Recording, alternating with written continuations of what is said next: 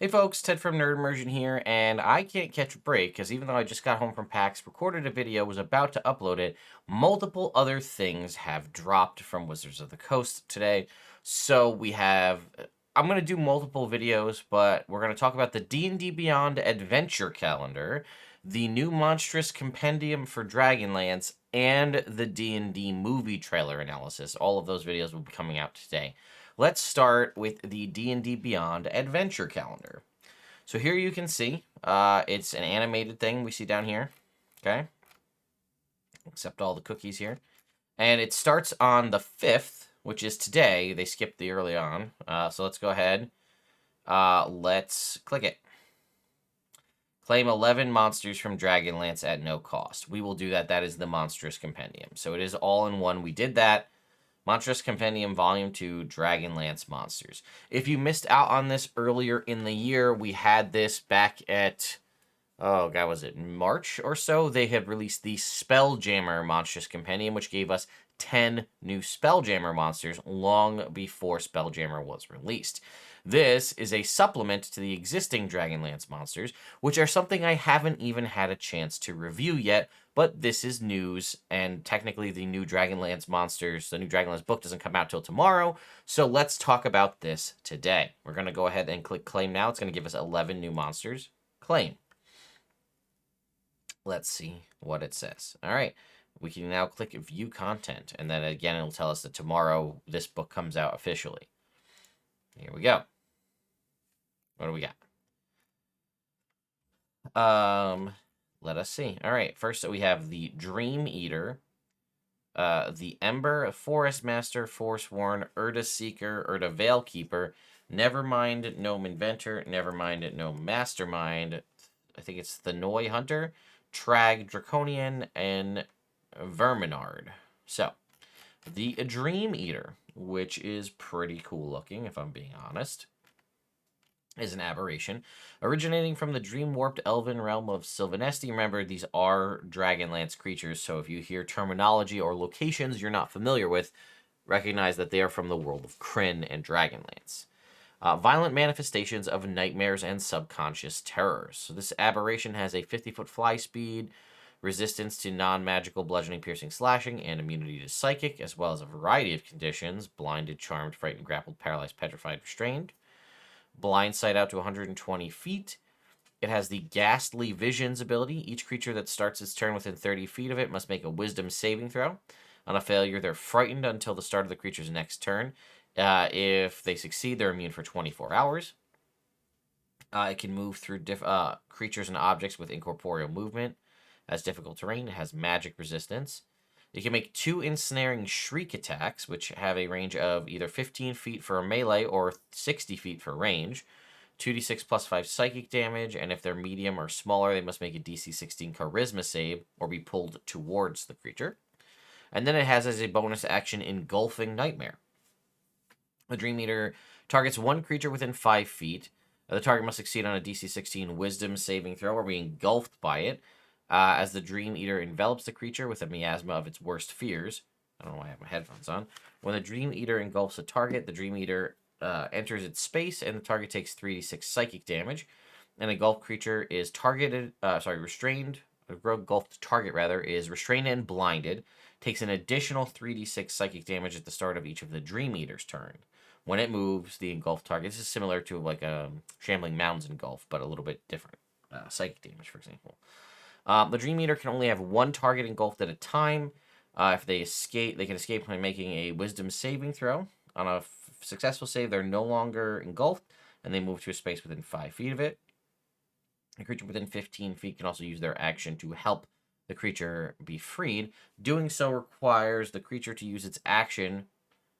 This is weird. To make a DC 16 persuasion check to convince the engulfed target the nightmare isn't real. The creature making the check takes 3d6 psychic damage regardless of the check's success or failure as its mind brushes against the nightmare. This is a really interesting creature. So not only does it have a both melee and ranged attack that has a pull feature, it also has this thing it can do as a bonus. Reminder, it can do 2 of those ensnaring shriek attacks. And then as a bonus action, if you happen to find yourself within 5 feet of it, it can attempt to engulf you by making you make a wisdom saving throw. So technically, you could use Ensnaring Shriek twice on the same creature, pulling it up to 30 feet towards you, or towards it. It also has a 50-foot fly speed to pull somebody close, go over to them, engulf them as a bonus action, restrain and blind them. And then I think it's interesting that it's a wisdom save to escape, but if someone wants to free you, they have to make a persuasion check to convince you that it's not real. That's really unique and interesting. And it kind of looks like a dragon, which is pretty cool. So we have Ember here, which looks to be... Oh, is this just a... Oh, it's the name of a dragon. Oh, it's a red dragon? Also known as Pyros, Ember is an imperious and ruthless red dragon who serves Takesis. Well, Tiamat, basically, for Kryn. On the service of the Dragon Queen, Ember has taken on many roles, including the black-robed human member of the Mages of High Sorcery. And then we can go on to see it's basically just a boosted-up version of a red dragon. So pretty much everything you'd expect a red dragon to have, although there is special equipment. In battle, Ember dons magical plate armor custom forged for his use. While wearing this armor, he adds his charisma modifier to his weapon damage rolls, and his AC can't be lower than 20. He also has the Callicent Aura. At the start of Ember's turns, Ember can force any number of creatures within 10 feet of him to make a DC 22 con save or take 2d6 fire damage and be frightened. So that is actually, it does not have Frightful Presence, it just has this instead, which is interesting because it also does fire damage. 5 legendary resistances, 1 bite and 2 claws. We can see the extra damage from the special equipment is added in. 2d10 plus 15 piercing on the bite plus 2d6 fire, or 2d6 plus 15 slashing on the claw. And then has Firestorm Breath. It's Roiling Flames and Ash in a 90-foot cone. DC Dex 22, or take 16d6 fire damage and be pushed 30 feet away and knocked prone. On a failure, they take half as much damage and aren't pushed. If a creature is reduced to 0 hit points, their body is immediately reduced to ash. And it has the Alter Shape ability to turn into a mage or a vulture, but retains alignment, immunities, hit points, hit dice, etc. The transformation ends if he's reduced to 0 hit points or if he uses another bonus action to end it. And then for legendary actions, of which he has 3, he has Pursuit, which he moves up to 40 feet in a straight line towards a creature he can see, and this ignores opportunity attacks. And then for 2, does Searing Bite, which makes a bite attack, but it does an additional 2d6 fire damage. That's pretty ruthless. Then we have the Forest Master, which is a badass-looking plant kind of unicorn creature, which I love. This art is fantastic. Said to be older than trees itself, the Forest Master is a wise and powerful unicorn who rules over the darkened wood in Kryn. Challenge rating 8. Looks to be mostly unicorn in a lot of its abilities here. Legendary resistance twice a day, magic resistance, master of beasts. It can comprehend and communicate with any beast, even if the beast knows no languages. He can make either 2 hooves attacks or 2 moon bolt attacks. That's a new thing here. Hooves do 2d6 plus 4. The moon bolt is a 60-foot ranged radiant damage attack for the same amount, 2d6 plus 4. Can at will cast Druidcraft, Fog Cloud, and Guidance, and then twice a day Goodberry, Greater Restoration, Pass Without Trace, and Speak with Plants. And then Erupting Briars as a bonus action. It touches its horn to the earth and causes a 5-foot tall wall of briars to erupt in a 90-foot line 10 feet wide. Each creature within that area is pushed to the nearest unoccupied space, but they must make a DC 15 Dex save or take 68 piercing damage. It lasts until the start of the Forest Briar's next turn. The wall blocks line of sight and counts as difficult terrain for all creatures except the Forest Master. The first time a creature enters the wall's area on a turn, they must make a DC 15 Dex save or take 3d8 piercing damage. That recharges on a 4 to 6. And then Misty Escape as a reaction. If it takes any damage from melee, it can teleport up to 30 feet. The Forsworn, these are some solid... I gotta give WotC credit on these. These things, I mean, we said the same thing about the Spelljammer monsters. These almost outclass the Spelljammer monsters from the Monstrous Compendium pretty much outclassed the entirety of Spelljammer as a release. I'm not going to say that that's the same case, but the art is phenomenal. The mechanics and abilities of these creatures are great. I mean, look at this guy, this Forsworn here. This looks fantastic. This is an undead. Spirits of fallen Salamic knights who attend their duty long after death. So these are actually lawful good ghosts, essentially. Have a lot of ghostly resistances here. Necrotic, bludgeoning, piercing, slashing from non-magic. Immune to poison, ghostly style community. Condition immunities, rather. Duty bound, it is bound to enact a singular duty it pledged in life. While this duty is incomplete, whenever the Forsworn is destroyed, it reforms a d6 days later with all of its hit points. It has incorporeal movement and unusual nature. That's not uncommon for a ghost to have. It can make 3 spectral polearm attacks, which have only 5-foot reach for a polearm. Seems odd and a little bit of a mistake, considering you're literally calling it a polearm, but alright. 2d6 plus 5 force damage, and it has some spell casting. Twice per day, command and detect evil and good, and once per day, wall of force. That's pretty solid. And then as a bonus action, Phantasmic Battalion, which recharges on a 5 to 6. It summons a ghostly battalion of soldiers to aid it. They fill a 10-foot cube centered on the Forsworn, move with it when it moves, and last until the start of its next turn. While that happens, they're considered difficult terrain. And for all creatures except the Forsworn, and the Forsworn's reach for his melee weapon increases by 10 feet. So it goes to 15 feet, and he has difficult terrain that sort of follows him when he summons his Phantasmic Battalion. I do still think that this should be 10 feet, but either way. Urda. The Dragon Queen created Urda long ago.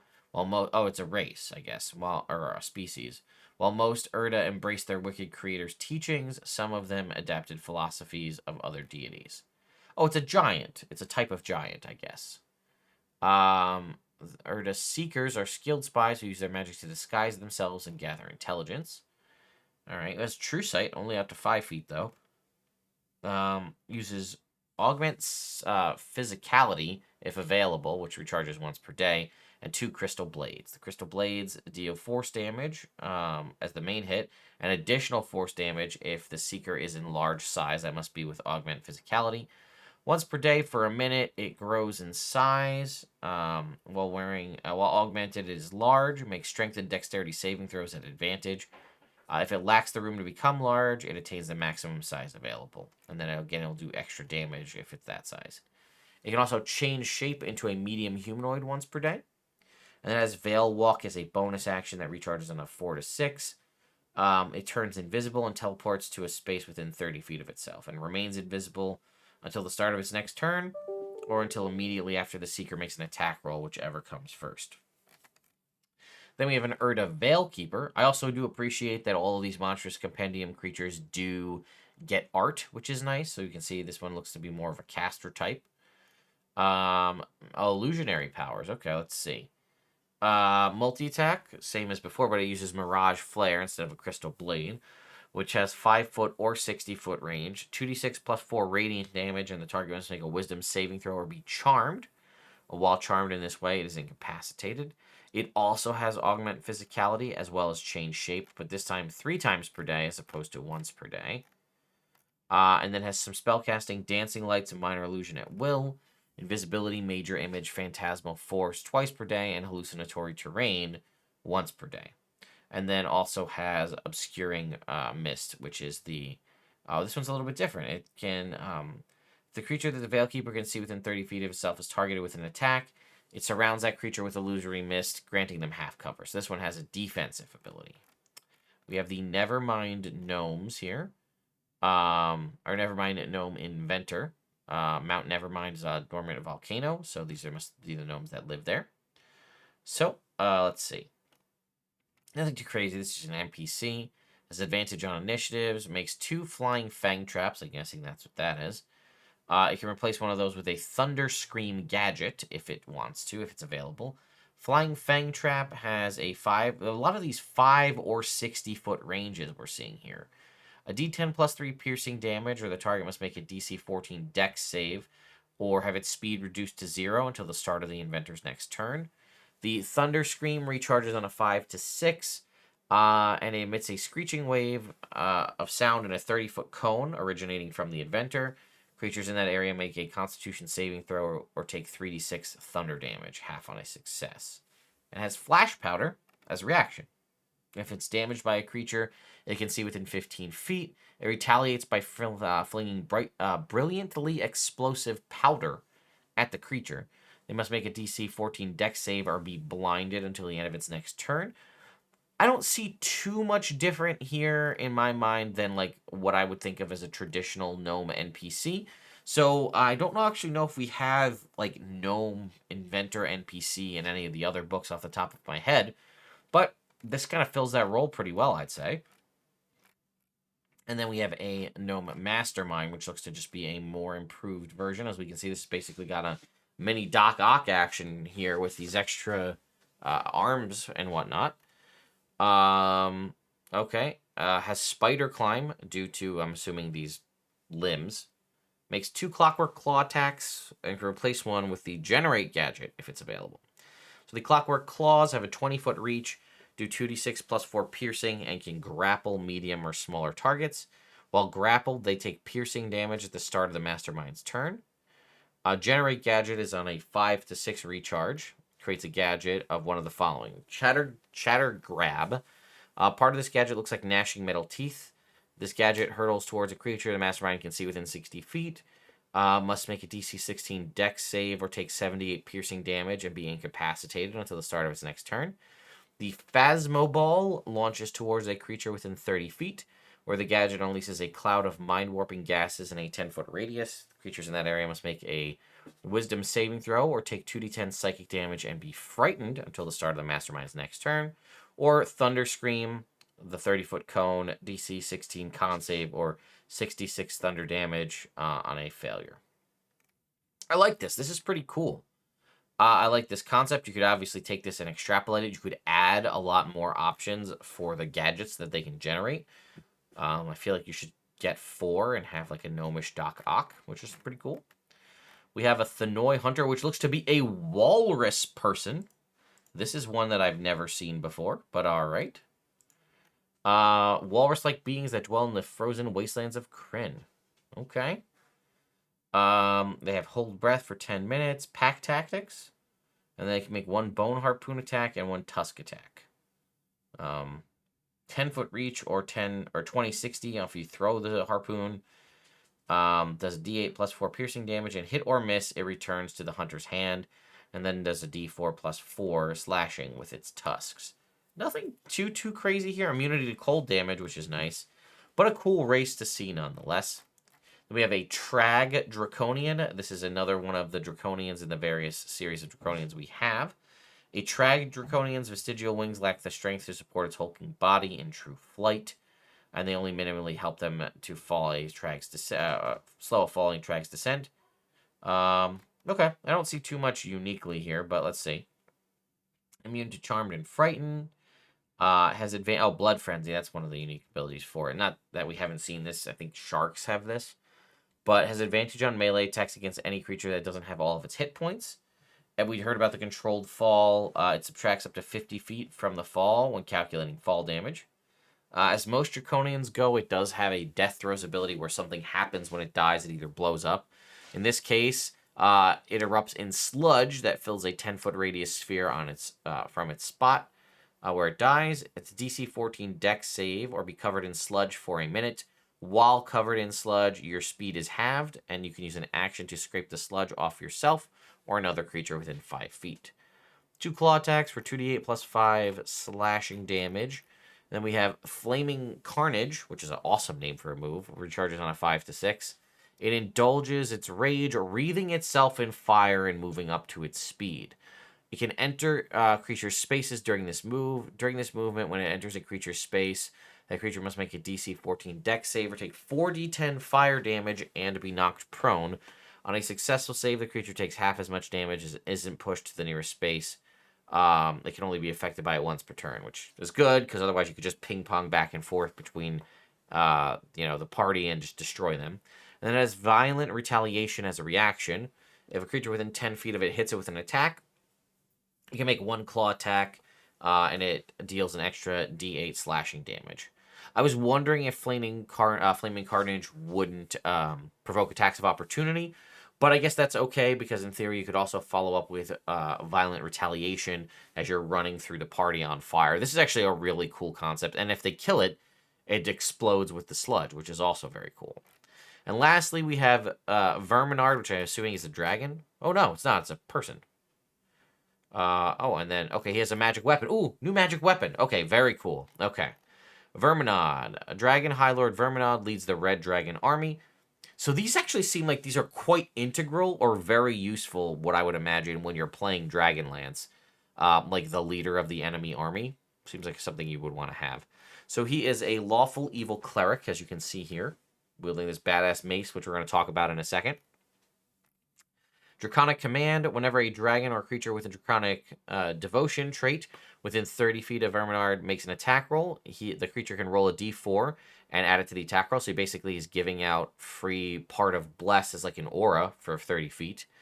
3 legendary resistances. He wears +2 plate armor and wields the mace Nightbringer, which grants him dark vision, as well as immunity to fire damage and to the charmed and frightened conditions. We'll learn more about it below, but that's pretty solid. He makes 2 Nightbringer attacks, which do a d6 +9 bludgeoning, plus 4d4 radiant. If the target is a creature, they must make a DC 20 con save or be blinded until the start of Vermontard's next turn. He also has Malediction. He utters an unholy word, causing profane fire to this is awesome. On a creature he can see within 60 feet, they must make a DC 18 dex save or take 2d10 necrotic damage plus 2d10 radiant damage. Half on a success. Some spellcasting as well. Light and Thaumaturgy at will. Bane, Fear, Freedom of Movement, Greater Restoration, Hold Monster, and Revivify twice per day. We have a bonus action is Dragon Queen's Favor, 5 times per day. He or one of the other creatures he can see within 60 feet regains 2d12 plus 4 hit points. And then of his 3 legendary actions, he could do Tactical Movement, move up to his speed, or command a mount he is riding to move up to its speed. This doesn't provoke attacks of opportunity. Fervent Strike for 2 actions makes 1 additional Nightbringer attack. If it hits, it deals an extra 2d6 bludgeoning damage, or for 3, cast a spell. I like that a lot of these legendary actions, like they're like make an attack, but it like augments the attack by allowing it to do more damage, which is pretty cool. And then we have the Nightbringer Mace, which is a legendary attunement mace down here. So, this heavy mace has a dark oaken handle and a head of blackened steel. In combat, its head is wreathed in inky black energy. It is a +3 mace, so +3 to attack and damage rolls. And when you hit a creature with an attack roll using it, the target takes an additional 4d4 radiant damage. So it's a d6 plus your strength modifier for the mace, plus 4d4 radiant damage. If you have an evil alignment, you also get the following benefits. Because I was going to say, like, this is not a bad thing for a good character to get. But I guess there's more benefits, as we'll see in just a second, if you are evil. You can get Blessing of the Dragon Queen, immunity to the Charmed and Frightened condition, and immunity to one of the following damage types of your choice. Acid, Cold, Fire, Lightning, or Poison. Dark Vision out to 60 feet, or extend your Dark Vision another 60 feet. And Midnight Shroud for 6 charges. Whenever you hit a creature with an attack using this weapon, you can expend 1 charge to force the creature to make a DC 20 con saving throw. On a failure, it is blinded until the start of your next turn. The weapon regains a D6 daily charges, gains a D6 charges daily at dawn. So rather than have you do the charges, it's kind of just a built-in thing to the Nightbringer attack for him by them making a saving throw. You, if you were to own it yourself, have a limited number of charges where he as the NPC has an unlimited amount. You know, I was just talking about this the other day, wondering if they'd just given up on this Monstrous Compendium idea, because we hadn't heard anything since, like, March, I think, maybe May. So this is actually really cool to see this come back.